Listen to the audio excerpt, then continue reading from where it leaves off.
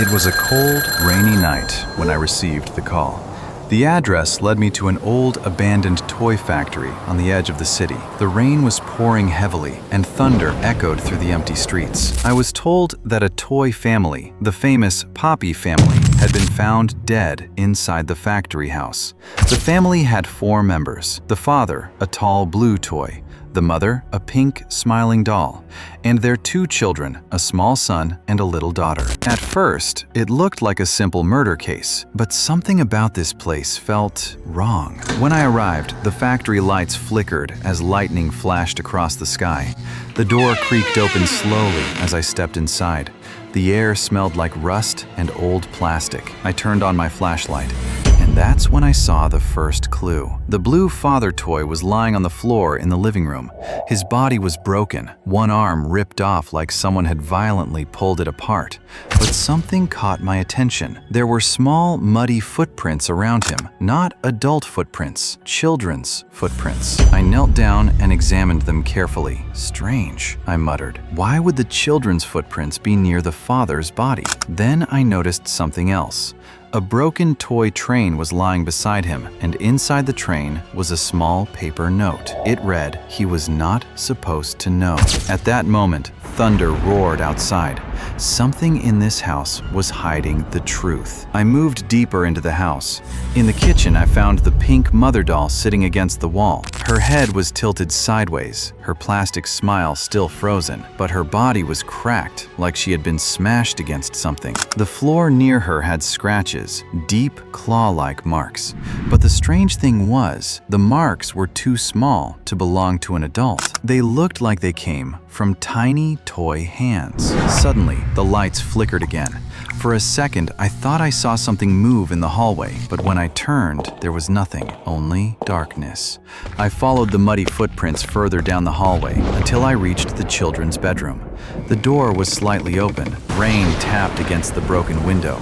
Inside the room, toys were scattered everywhere, and that's where I found the third body, the son toy.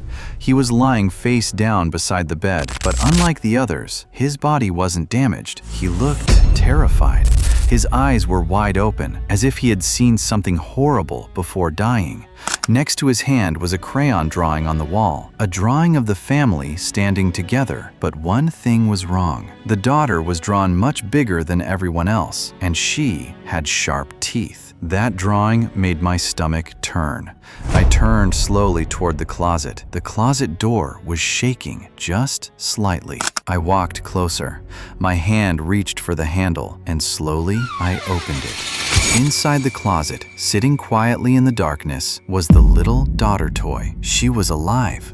Her eyes slowly lifted toward me, and she smiled, a long, creepy smile. "Are you the detective?" she asked softly. I nodded carefully. She tilted her head. "They deserved it," she whispered. My heart froze. "What do you mean?" I asked. The daughter slowly climbed out of the closet. Her small toy hands were covered in dried paint, or maybe blood. "They were going to throw me away," she said calmly. "They said I was broken." Thunder crashed outside. "They loved my brother more," she continued, "so I fixed the problem." I looked around the room again. The broken father, the smashed mother, the terrified brother, and the muddy footprints. Everything suddenly made sense. The daughter had done it, but how? She slowly pointed toward the corner of the room. I followed her finger. There was a large mechanical arm from the factory machines hanging from the ceiling. Then she said something that sent chills down my spine. "I know how the machines work." Before I could react, the lights suddenly went out. Complete darkness filled the room. For a moment, I heard nothing but rain. Then I heard the machine. Clank! I turned my flashlight back on quickly, but the daughter was gone. The window was open, and small, muddy footprints led outside into the storm. Detective Khubab explains the case. Later, when I reviewed the entire scene, everything became clear. The daughter toy discovered that her parents planned to discard her because she was defective. She overheard them talking. In anger and jealousy toward her brother, she used the factory's mechanical arms and machines to attack the family. First, she used the machine to tear apart the father.